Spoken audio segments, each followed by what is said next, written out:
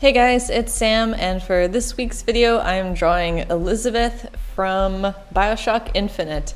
And it's kind of crazy that I haven't done more Bioshock fan art just in general because it's probably one of my favorite game franchises out there. Granted, my little pool of games that I have some experience with either by watching Let's Plays, which is what I mostly do, or playing it myself.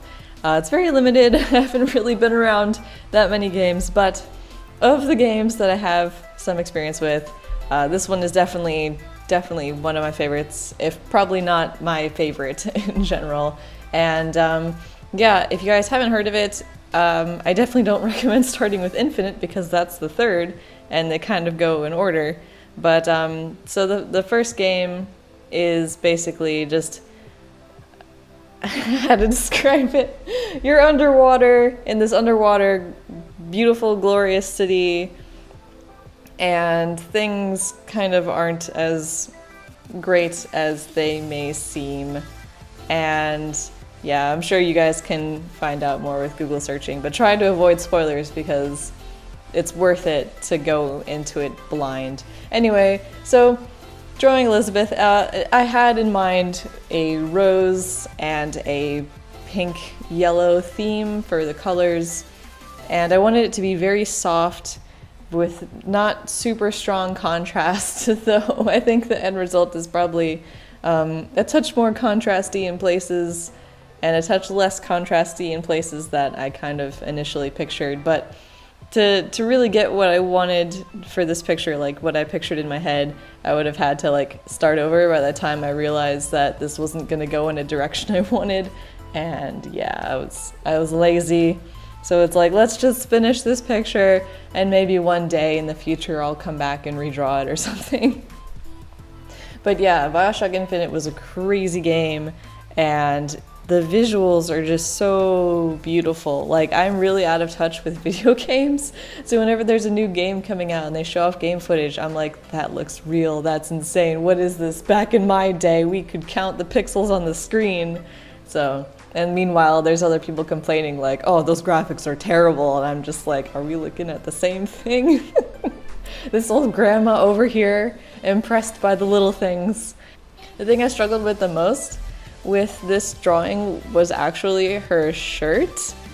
I couldn't get it to look like her shirt. And it was just the way that there's some of the references I saw in the material that I guessed that it's not really a super bunchy up kind of material, and like the way that I was thinking, and I'm not that great with folds anyway, so I'm not that knowledgeable in this area in general, but I couldn't get the shirt to be like a shirt. And I think like at the end, like it's definitely better than what I was struggling with initially, but yeah, it's definitely not super great. And then the other thing I struggled with was her hair when I was initially kind of mapping it out and laying it down, just because the references that I was looking at, her hair didn't really make sense in the pictures that I was finding.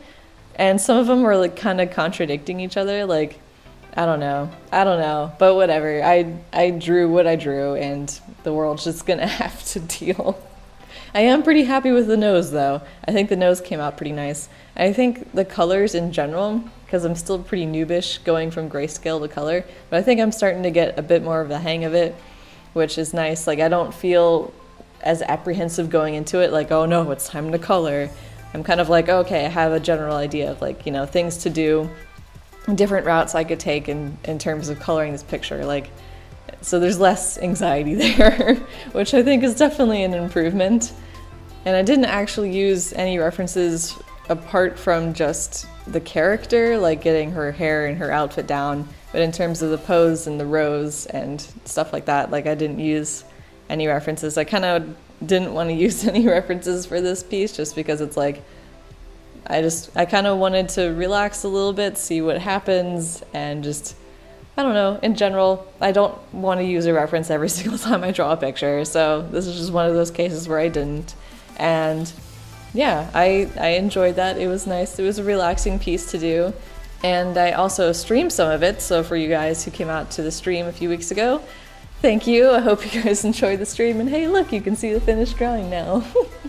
I think I wish I would have spent a little bit more time with the background, just because I think at that point I got into my like, this needs to be done phase. So I like rushed things a little bit, and the little dots in the background are kind of supposed to be stars, and I did do a little bit of effort in them, but I probably could have done more and they would have turned out looking a bit nicer. But and then also I was trying to do some bokeh on the front of her around the rose, and it was just not working out at all. I really struggled with that, and it was like the last thing that I did with this piece, and I was just like, whatever, flips table, I don't care. And oh, also I forgot to record, I just did a quick fix on her cheekbones because they were way too prominent. So all I did basically was just new layer on top of everything, because I didn't want to bother like dealing with all the other layers. New layer on top of everything, and I just painted really softly over the cheekbones just to soften them up and make them not so harsh. And it looks like infinitely better. Infinitely better after I did that.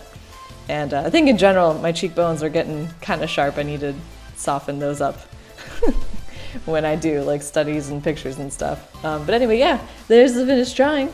I hope you guys enjoyed it. Feel free to like if you liked it, and subscribe if you haven't already. I upload new art-related videos every Thursday and Saturday, all with the hopes to inspire you guys to improve. Mouthful. Anyway, thanks so much for watching, guys. Bye!